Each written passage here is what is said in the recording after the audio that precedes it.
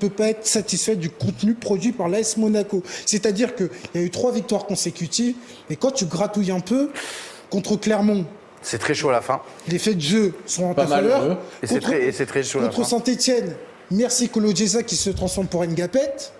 Contre Bordeaux, je pars sous ton contrôle. Ok, on peut dire que c'est une victoire, allez, à peu près. Alors, maîtrisée. moi, j'ai revu le match parce que je n'avais pas vu en direct et c'est vrai que tout le monde me le décrivait comme une catastrophe sur les 30 premières minutes. Voilà, Sincèrement, ça se goupille parce que Tchouaméni, voilà, c'est un tir DG en fin de première période. Pembele, si au centre de formation, si au centre Oredo, on lui a appris à tirer devant une cage, je pense qu'il y a 2-0 Non, mais à la voilà. mi-temps. Hein. Donc on est tous unanimes. Enfin, je sais pas si on est tous unanimes pour dire ça, mais les faits sont têtus du côté de Monaco. Le contenu est fragile et ce n'est pas normal. Donc on peut se dire c'est que contre les gros. Non, ça s'inscrit dans la continuité de ce que propose Monaco depuis le premier match contre Nantes, à savoir que le contenu est trop fragile et que tes individualités ne sont même plus capables de maquiller les problèmes de cette équipe. Et pour le coup, par rapport à ce que fait Monaco sur le début de saison, et j'englobe l'Europa League, où il y en a beaucoup qui étaient contents après le match nul contre la Real Sociedad, alors que moi je me dis, si je passe sous contrôle de Tidjani qui est au stade, tu dois être capable de gagner à la Real Sociedad et revendiquer un rôle